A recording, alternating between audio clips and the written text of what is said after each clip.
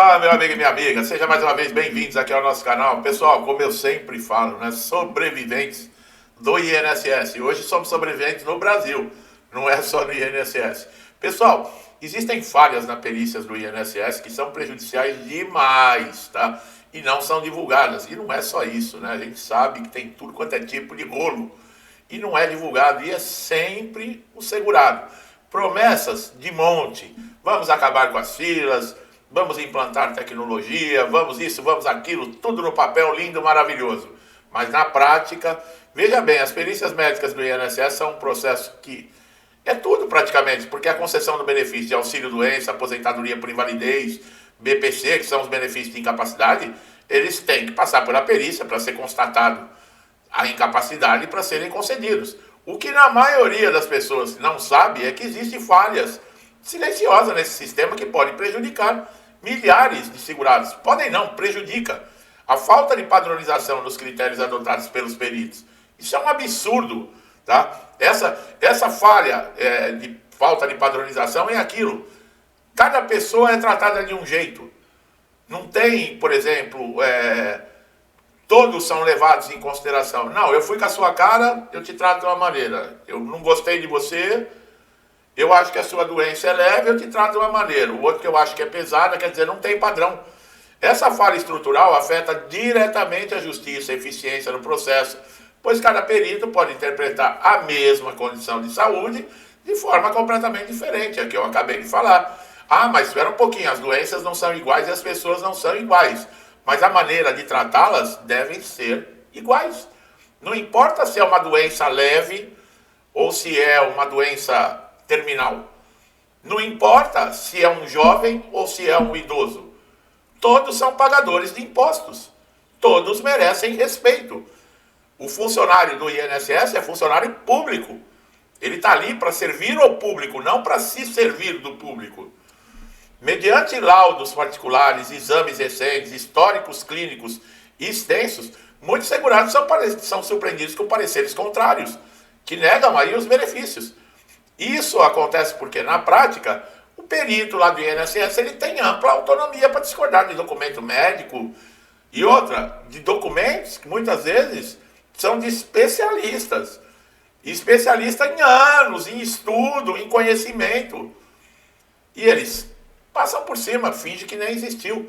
Isso torna o processo subjetivo, desigual, ou seja, a decisão final muitas vezes depende mais de uma interpretação pessoal do perito do que uma avaliação técnica padronizada. E o perito está ali para ele julgar o que ele acha ou as evidências que estão na mão dele. Olha que falha terrível que coloca todos os dias segurados que têm direito, segurados que já estão afetados por doença, por acidente, e ainda mais passam por problemas emocionais. Além disso, existe problema grave relacionado ao tempo extremamente curto das perícias. Em muitos casos, a análise presencial dura menos de 5 minutos. Esse tempo ele é insuficiente para que o perito compreenda a complexibilidade do quadro clínico do segurado. Em situações de doenças invisíveis, como transtornos mentais, dores crônicas, doenças autoimunes, esse tempo limitado dificulta uma avaliação justa e detalhada. Outra falha pouco discutida é o uso recorrente de frases genéricas nos laudos periciais, como não foi constatada incapacidade laborativa no momento da perícia, mesmo quando o segurado apresenta as documentações, relatos e sintomas incapacitantes. Esse tipo de justificativa padronizada, porque aí tem padrão, tá? Ela desconsidera a individualidade de cada caso e enfraquece a confiança no sistema de perícias. Vocês viram? Quando é para colocar a motivação da negação, aí todo mundo tem um padrão. Ah, não foi encontrada incapacidade laborativa. Que aí todo mundo fala a mesma coisa. Essa situação ainda é mais crítica, pessoal, em regiões com alta demanda, onde a sobrecarga de trabalho sobre os peritos, ao realizarem dezenas de atendimentos num único dia, a consequência é uma análise superficial, com alto índice de indeferimento, inclusive em situações em que o segurado claramente não possui condições de retornar ao trabalho. Isso gera uma pressão enorme sobre o judiciário que passa a ser a única via de correção das falhas administrativas.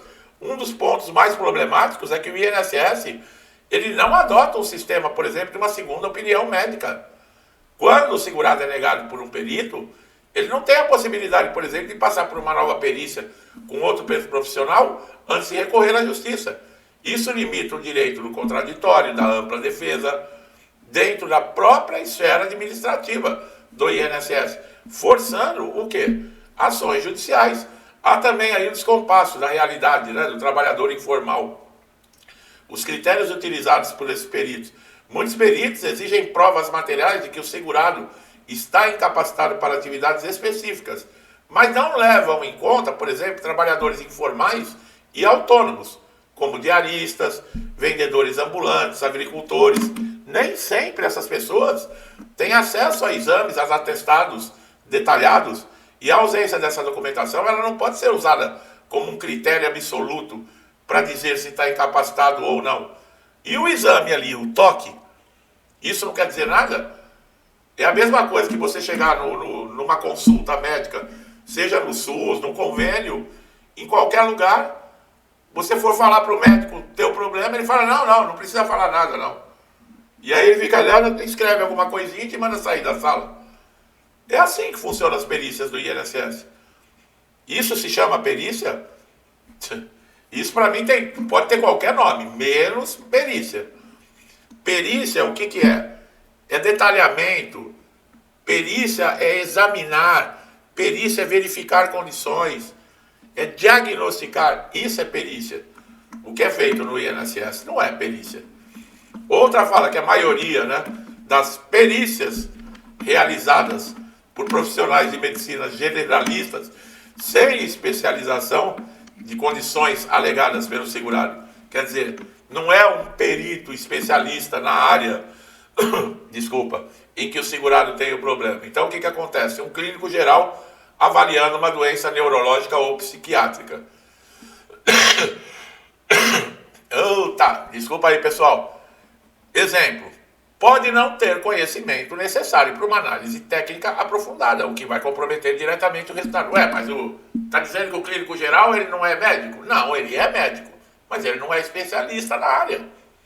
Ele não estudou aquilo a fundo, ele não ultrapassou o que é dado lá básico na medicina. Você pode estudar medicina, fazer a faculdade, você sai de lá clínico geral. Agora, para você ser um psiquiatra, para você ser um geneticista, você tem que se especializar. E aí a grande diferença. E muitas vezes, esse que teve uma parte superficial, que é o clínico geral, ele descarta toda a atuação, todo o trabalho que é feito por um especialista. E o sistema permite isso. Isso é que é o mais absurdo de todas as coisas, tá? E essa opacidade dificulta a contestação, impede que o segurado entenda quais são os elementos que foram considerados insuficientes ou inconsistentes. Quer dizer, a comunicação entre o segurado e o INSS também é falha.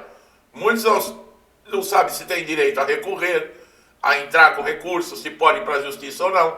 É aí que entra o meu trabalho aqui, né, pessoal? Também é importante destacar que existe uma pressão institucional direta por parte do INSS para conter gastos. Nossa, essa mudança de tempo, hein, gente? Tá pegando, hein? O que, embora não seja declarado, tá? Influencia o comportamento por parte dos peritos.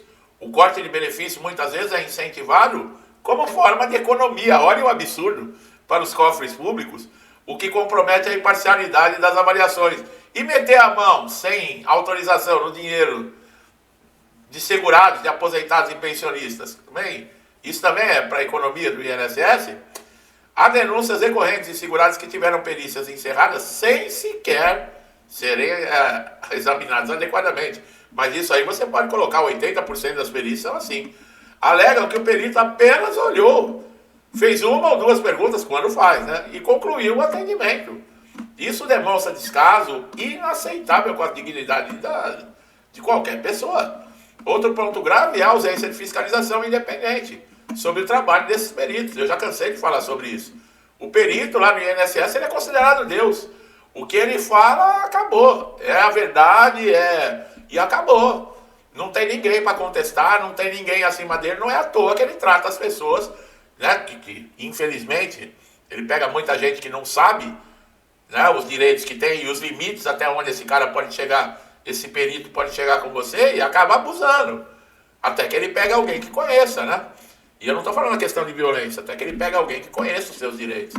E põe uma viatura de polícia com testemunha do desrespeito, da falta de ética e entra com o processo em cima do CPF dele, entendeu?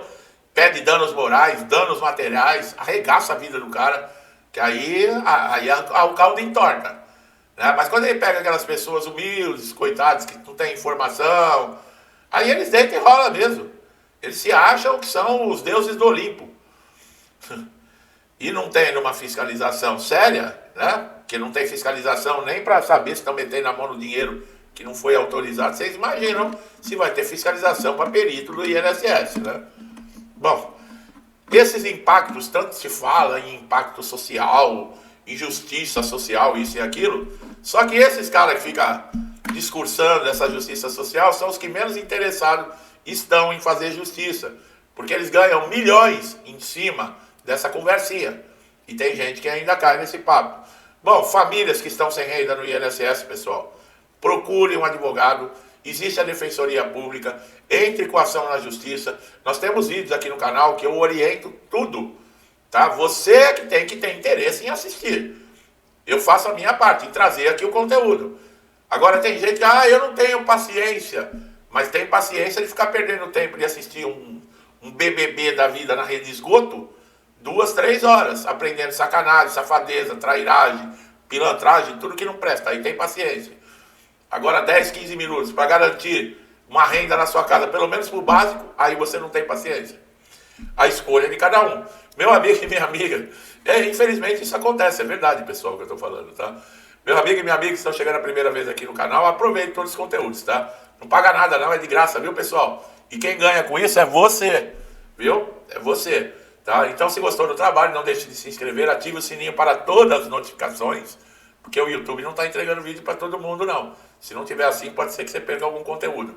E vocês, meus amigos e amigas, que me acompanham já há muito tempo, estão sempre interagindo, me incentivando, que Deus abençoe a casa, a vida, a família de vocês com paz, saúde, prosperidade, alegria, harmonia, tudo de bom, pessoal. Tudo que eu desejo para mim e para minha família, eu lhes desejo em dobro, deixo um forte abraço e até os próximos vídeos.